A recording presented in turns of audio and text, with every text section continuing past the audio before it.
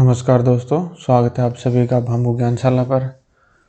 तो बाम्बू ज्ञानशाला के इस यूट्यूब चैनल पर आपको राजस्थान हिस्ट्री की क्लासें वो मिल रही हैं। तो अगर आप इस चैनल पर नए हैं तो चैनल को सब्सक्राइब कर लेना, क्योंकि राजस्थान हिस्ट्री की क्लासें, राजस्थान जियोग्राफी, पॉलिटी सब मिलेंगी आपको। आप राजस्थान के first grade, second grade, REET, CET, LDC जिसकी भी तैयारी कर रहे हो, मैं आपको दिखा देता हूँ। अगर आप इस चैनल पर वीडियो तो देख रहे हैं लेकिन आप इस चैनल पर सब्सक्राइब नहीं कर रहे हैं, ये देखिए 68%, लगभग 70% ही मान लीजिए कि आप लोगों ने सब्सक्राइब ही नहीं कर रखा है। और ये देख लीजिए 50% से ऊपर है वो लेडीज़ देखते हैं, यानी फीमेल। ये देखिए ये सब कुछ शो हो रहा है और आपकी एज ग्रुप भी शो हो रही है, अभी आप किस एज ग्रुप में हैं। और आप है वो चैनल को सब्सक्राइब नहीं करें, वीडियो देख रहे हैं लेकिन चैनल को सब्सक्राइब नहीं करें। ये देखिए सब्सक्राइब सिर्फ 31% लोगों ने कर रखा है। लगभग 70% लोग हैं वो वीडियो देख रहे हैं लेकिन चैनल को सब्सक्राइब नहीं करें। इसलिए प्लीज़ चैनल को सब्सक्राइब कर दीजिएगा। सब्सक्राइब करने के आपके कोई पैसे नहीं लगते हैं। तो आप इस चैनल पर नए हैं तो चैनल को सब्सक्राइब कर दें, बेल आइकन को ऑन कर दें, वीडियो को लाइक कर दें। तो चलिए आज हमारा नया टॉपिक है वो है किसान आंदोलन। तो इससे हम स्टार्ट करते हैं। अब बात करें किसान आंदोलन, तो किसान आंदोलन हम राजस्थान के संदर्भ में पढ़ रहे हैं।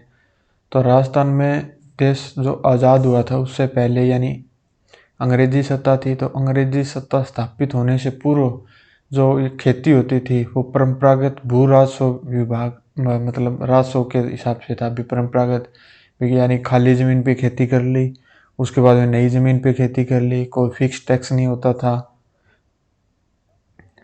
जिस हिसाब से पैसे बचते थे उस हिसाब से टैक्स दे दिया। कभी है वो सरकार ने, यानी जो जागीरदार थे उन्होंने छूट कर दी, जागीरदारों से डायरेक्ट संबंध होता था और ज़्यादा टैक्स नहीं देना पड़ता था। टैक्स था वो युद्ध होते थे उस समय ज़्यादा देना पड़ता था, वैसे ज़्यादा टैक्स है वो नहीं देना पड़ता था। लेकिन जैसे ही अंग्रेज आए तो अंग्रेज़ों ने फिक्स टैक्स है वो वसूल करना स्टार्ट कर दिया। अंग्रेज़ों को इस बात से कोई मतलब नहीं था भी बरसात अच्छी हुई है नहीं हुई है, फसल अच्छी हुई है नहीं हुई है। उन्होंने टैक्स लगाना शुरू कर दिया खड़ी फसल पे, बहुत ज़्यादा मतलब तंग करना शुरू कर दिया।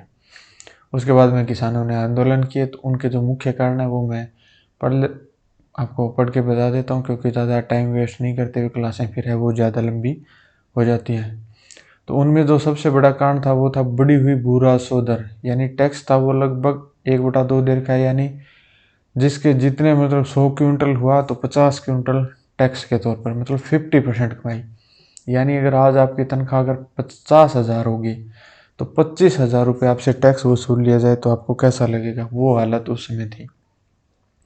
और जो भू राजस्व वसूली का जो तरीका था वो सबसे गलत था। जैसे कुंता प्रथा थी, यानी खड़ी फसल पर अनुमान लगा दिया। हो सकता है कि वो फसल हो 10 क्विंटल, लेकिन जो चेक करने आए उसने उसको 50 क्विंटल बता के 50%, यानी 25 क्विंटल टैक्स देना है। भले ही वो 10 क्विंटल हो, उसको मतलब नहीं है कि कहाँ से दे कैसे दे। उसके बाद में अनेक प्रकार की लाग बाग थी। ये लाग बाग थी, ये उसमें जो लाग है वो अन्य अतिरिक्त करोगे। बाग यानी बेगार, बिना मजदूरी के कार्य करवाना। यानी कि आज है वो राजा के काम पे जाना है, 20 गांव से 20 लोग जाने हैं, तो उनको कोई मजदूरी नहीं देते थे, कोई नहीं। कितने ही समय तक, महीने, 2 महीने, 5 महीने, साल, 6 महीने। आपने देखा होगा भी महाराणा कुंभा ने इतने किलों का निर्माण कर दिया, राजपूतों ने ये करवाया है, मुसलमानों ने ये करवाया है, मुस्लिम राजाओं ने। तो उनको क्या तकलीफ होती थी, ना उनको पैसे देने। जो मजदूर खानों में काम करते वो फ्री, जो उनका निर्माण करते वो फ्री, तो उनको पैसा कुछ लगता ही नहीं था। लकड़ी वगैरह काटनी होती थी तो वो मजदूर फ्री, लकड़ी के काम करने वाले थे वो फ्री। फिर लगता क्या था, कुछ नहीं लगता। तो फिर किले बनवाने में क्या तकलीफ है। आज आपको कहीं भी सब कुछ फ्री है, फिर आप तो चाहे 20 किले बनवाओ, 50 किले बनवाओ, कुछ भी बनवाओ। तो ये होता था पुराने टाइम में। इसलिए है वो आंदोलन है वो शुरू हुए थे। मारवाड़ में 123 प्रकार के लागे यानी टैक्स है वो लगते थे, जबकि मेवाड़ में 84 प्रकार के थे। अब जो प्रमुख लाग थी उनमें ये नाम है जो इम्पोर्टेंट है, बाकी लागें तो बहुत थी लेकिन ये प्रमुख है। कम ठाना यानी भवन निर्माण से संबंधित, यानी कि राजा भवन निर्माण कर रहा है तो टैक्स लगेगा। खिचड़ी लाग, यानी जिस भी गांव के पास में सेना रुकी है तो उसको खिचड़ी लाग यानी सेना के जो भोजन है उससे संबंधित टैक्स है वो देना पड़ेगा। कासा लाग यानी सामूहिक भोग यानी मृत्यु भोज हो रहा है, तो उसके जो 25 पतले जो हैं वो ठिकाने में भेजने होते थे। यानी ये ठिकाने में जाएंगे, 25 पतले हैं, उसके बाद में ही भोजन है वो वहाँ के गांव के लोग हैं, वो उस घर के लोग हैं, वो खा सकते हैं। इसके बगैर वो खाना भी नहीं खा सकते थे। उसके बाद में खरड़ा लाग, श्रमजीवी जो जातियाँ जैसे नाई है, कुम्हार है, लुहार है, चर्मकार आदि से संबंधित।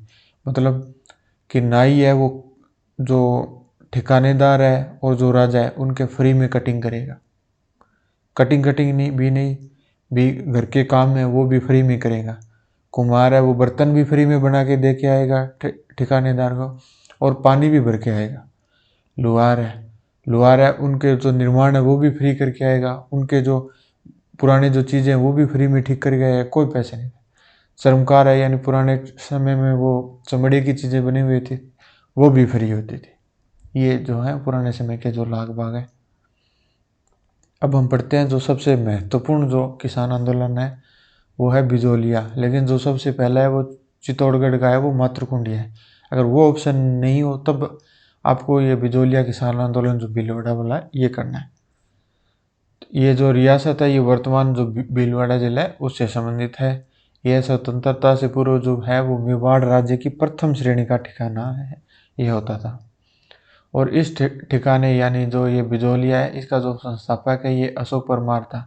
राणा सांगा ने इसको दी थी। ये देखिए आगे मैंने पॉइंट है वो मेंशन कर रखा है कि अशोक परमार को यह क्षेत्र है वो 1527 में राणा सांगा ने है वो प्रदान है वो किया था।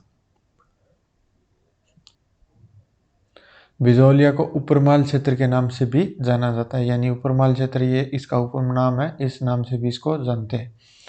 बिजोलिया में मुख्य रूप से धाकड़ जाति के किसान थे, यानी वहाँ के जो किसान थे जो जाट जाति के थे उनकी जो जाति थी वो धाकड़ थी, तो मुख्य रूप से धाकड़ जाति के किसान थे। बिजोलिया किसान आंदोलन राजस्थान का प्रथम है वो व्यवस्थित किसान आंदोलन था, यानी इसके अंदर आपको किसानों के ऊपर ज़्यादा अत्याचार या कोई हिंसक घटनाएं वो नहीं मिलेंगी। सबसे लंबे समय तक चलने वाला किसान आंदोलन था और ज़्यादातर घटनाएं नहीं मिली, तो अहिंसक आंदोलन के रूप में इसको है वो माना जाता है। और मैंने बताया था आपको पहले भी कि राजस्थान का जो मूलतः प्रथम किसान आंदोलन वो चित्तौड़गढ़ जिले की रास में जो तहसील में मातृकुंडिया गांव है वहाँ का जाट किसान आंदोलन था जो 1880 में हुआ था। यानी आपको पूछे भी राजस्थान का प्रथम किसान आंदोलन तो जाट किसान आंदोलन कौन सा, चित्तौड़गढ़ जिले का रासमी तहसील का मातृकुंडिया गांव का 1880 में। इसके अलावा आए ऑप्शन में तब ही आपको बिजोलिया करना है। बिजोलिया के अलावा अगर ये जाट किसान आंदोलन हो 1880 वाला, तो राजस्थान का जो प्रथम जो किसान आंदोलन उसके अंदर आपको इसको करना है, मातृकुंडिया चित्तौड़गढ़ वाले का। इस आंदोलन का जो प्रारंभ है कौन से का, बिजोलिया वाले का। उस समय जो बिजोलिया का शासक था यानी ये जो आंदोलन प्रारंभ हुआ था वो राव कृष्ण सिंह था या किशन सिंह था, और उस समय जो मेवाड़ का जो शासक था वो था फतेह सिंह। इस आंदोलन का जो प्रारंभ है वो 1897 ईस्वी में कहाँ से, गिरधपुरा गांव से। वहाँ के किसान धाकड़ जाति के किसान, और इन लोगों ने 1897 में विरोध किया और अपने जो दो आदमी हैं वो राजा फतेह सिंह के पास भेजे। तो फतेह सिंह के पास भेजे तो ये कृष्ण सिंह है इसको पता चल गया और फतेह सिंह ने कोई कार्रवाई नहीं की, तो इसके जो हौसले वो ज़्यादा बुलंद हो गए। तो इसने सोचा भी आज मैं इनसे डर जाऊंगा तो ये कल को फिर ये इसको आंदोलन को आगे और बड़ा करेंगे और मेरे ऊपर ज़्यादा दिक्कत करेंगे। तो इसने क्या सोचा, उसके ऊपर कर है वो और ज़्यादा बढ़ा दिया, यानी 1903 में है लड़कियों के विवाह के ऊपर चौरी कर है वो लगा दिया। और जो चौरी कर की दर है वो मुख्यतः 5 रुपये मिलती है, 13 रुपये तो वैसे भी ज़्यादा हो जाता है, 5 रुपये भी बहुत ज़्यादा है उस समय के अनुसार देखे तो उसके बाद में किसानों ने है वो खेती करना बंद कर दिया था और लड़कियों का विवाह भी नहीं किया था, यानी 2 साल तक लड़कियां हैं वो कुंवारी रखी गई थी उस क्षेत्र की सारी जो बिजोलिया है। फिर 1905 में है वो कृष्ण सिंह है वो भी तंग होने लगे, अभी किसानों के खेती नहीं करेंगे तो उनके पास कुछ होगा नहीं, तो फिर वो टैक्स कहाँ से देंगे। और इन लड़कियों की शादी नहीं हुई तो चौरी कर है वो जो शादी होती है उस समय जो चौरी बनती है उसके ऊपर टैक्स था, तो जब शादी नहीं होगी तो चौरी कहाँ से बनेगी, तो चौरी नामक टैक्स है वो 1905 में है वो हटा दिया गया था। उसके बाद 1906 में नया जो जागीरदार बनता है वो पृथ्वी सिंह बनता है। नए जागीरदार नए टैक्स, तो नया टैक्स किस नाम से? तलवार बंधाई। ये जो टैक्स होता था ये उत्तराधिकार शुल्क के नाम से होता था। ये लगता तो जागीरदार के था, जागीरदार है वो रियासत को टैक्स देता था जो नया जो जागीरदार बनता था, लेकिन इस जागीरदार ने क्या किया, ये टैक्स है वो जनता पर डाल दिया। बिजोली आंदोलन का जो सर्वप्रथम नेतृत्व है वो साधु सीताराम दास ने किया। और ये जो थे ये जो साधु सीताराम दास है ये बिजोलिया के पुस्तकालय जो अध्यक्ष है वो थे उस समय। साधु सीताराम दास के सहयोग से ब्रह्मदत्त और फतेह कर्णचारण ने किया था। यानी जो साधु सीताराम दास है इसका जो सहयोग है वो ब्रह्मदत्त और फतेह कर्णचारण ने किया था। साधु सीताराम दास के भी आग्रह पर ही नानजी और ठाकरी पटेल है वो राणा फतेह सिंह से मिलने हैं वो उदयपुर है वो गए थे। राणा फतेह सिंह ने किसानों की मांगों को जांच करने के लिए जो अधिकारी है वो हामिद हुसैन नामक अधिकारी है उसको अधिकारी बनाकर भेजा था। और ये जो नानजी पटेल और ठाकरी पटेल है इनको क्यों भेजा गया कि पहले समय में ये तो है नहीं भी ट्रेन ली या फ्लाइट ली और पहुंच गए 10 घंटे में 5 घंटे में रियासत में, ये तो होता नहीं था। तो ये लोग गए थे, पैदल गए थे या जैसे भी पुराने समय में घोड़े या ऊँट या किसी सहायता से पहुंचे हैं। तो ये लोग क्यों गए, क्योंकि इनके वहाँ रिश्तेदार वगैरह रहे होंगे और इनको भी फतेह सिंह से मिलने में लगभग बताते हैं कि 6 से 8 महीने का समय लग गया था, तब जाके ये फतेह सिंह से मिल पाए थे। उसके बाद में फतेह सिंह ने हामिद हुसैन नामक अधिकारी भेजा, उसने जांच वगैरह की और जो ठिकानेदार था उसके ऊपर कोई कार्रवाई है वो नहीं की थी। उसके बाद में जो बिजोलिया किसान आंदोलन उसमें 1914 में जो ठिकानेदार है वो केसरी सिंह बनता है और जो नाबालिग था तो वो जो ठिकानेदार था वो ठिकाना था वो डायरेक्ट मेवाड़ सरकार के अधीन में चला गया था। और मेवाड़ सरकार ने वहाँ का एक अधिकारी नियुक्त किया था अमर सिंह राणावत, जो केसरी सिंह का है वो संरक्षक है वो बनता है। यानी मेवाड़ का जो प्रशासक है वो नियुक्त किया था बिजोलिया की तरफ से। 1916 में जो बिजोलिया किसान आंदोलन है उसका जो नेतृत्व है वो विजय सिंह पथिक है उसने संभाल लिया था। पथिक जी ने उम्मा जी के खेड़े को आंदोलन का है वो केंद्र है बनाया है। यानी ये जो स्थान है उम्मा जी का खेड़ा इसको है वो बिजोलिया किसान आंदोलन का है वो केंद्र है वो बनाया था।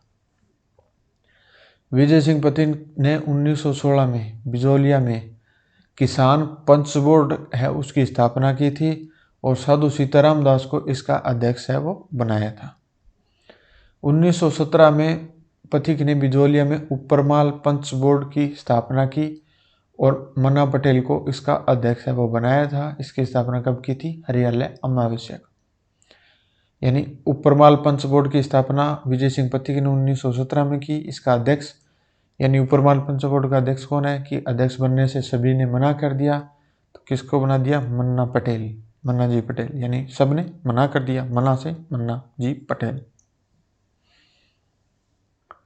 पथिक जी ने बिजोलिया आंदोलन को राष्ट्रीय रूप देने के लिए कानपुर से जो प्रकाशित गणेश शंकर विद्यार्थी के जो समाचार प्रताप है उसका सहारा लिया था।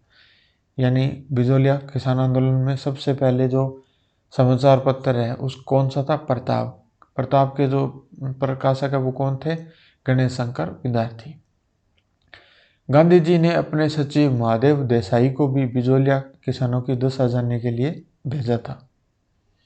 गांधी जी और तिलक ने बिजोलिया के किसानों की समस्याओं के समाधान के लिए मेवाड़ महाराणा को पत्र भी लिखे थे। आगे चलें तो 1919 में वर्धा यानी महाराष्ट्र में राजतंत्र सेवा संघ की स्थापना है वो की गई। इस संघ के जो सदस्य थे वो विजय सिंह पथिक, राम नारायण चौधरी, मणिकलाल वर्मा, जमनालाल बजाज, हरिभाऊ उपाध्याय। हरिभाऊ उपाध्याय ने इस संघ के माध्यम से बिजोलिया किसान आंदोलन है उसमें भाग है वो लिया था। उस समय के जो तत्कालीन एजीजी थी वो हॉलैंड थे और हॉलैंड उस समय अधिकारी बन के आए थे क्योंकि ये किसान आंदोलन है, इसके अंदर भी किसानों के अंदर और रियासत के और ठिकानेदार के अंदर समझौता करवाने के लिए आए थे। उन्होंने 35 जो लागें हैं उनको हटाने की सिफारिशें की थी। ये वो लागें थी कि जिससे मतलब ना ठिकानेदार को फ़ायदा होता था ना ही रियासत को फ़ायदा होता था, ये सिर्फ ठिकानेदार ने और रियासत वालों ने अपनी अना के तौर पर ये है वो टैक्स है वो लगा रखे थे। यानी एक जो वो मृत्यु भोज के ऊपर था जो टैक्स, यानी जो खाने के जो 25 लोगों का खाना है वो ठिकानेदार में पहुंचाना है, यानी जो 25 पतले थे, यानी वो खाना लेके वो ठिकानेदार में पहुंचेगा तो 2-3 दिन लग जाएंगे। वो खाना भी उनके खराब हो जाता था भी, 2-3 दिन उस समय कोई फ्रीज थोड़ी होते थे भी खाना खराब नहीं हो। उनके वो खाना काम नहीं है, लेकिन उन लोगों को तंग करना जरूरी होता था। ये सिर्फ अना के तौर के टैक्स थे वो। इसमें 35 टैक्स वो हटाने की सिफारिश की थी, लेकिन इन टैक्सों को हटाया नहीं गया था। उसके बाद में राजपूताना मध्य भारत सभा ने बिजोलिया के किसानों की दशा को जानने के लिए भवानी दयाल के नेतृत्व में एक आयोग है वो बिजोलिया भेजा था। 1919 में मेवाड़ सरकार ने बिंदुलाल भट्टाचार्य आयोग की अध्यक्षता में 3 सदस्यीय आयोग है ये बिजोलिया में भेजा था। तो ये क्लास है ये 15-16 मिनट की हो चुकी है, तो आगे की क्लास हम है बिंदुलाल भट्टाचार्य आयोग से नेक्स्ट क्लास में कर लेंगे, क्योंकि ये क्लास है वो लंबी हो जाएगी, फिर आप रिवाइज करेंगे तो आपको टाइम लगेगा।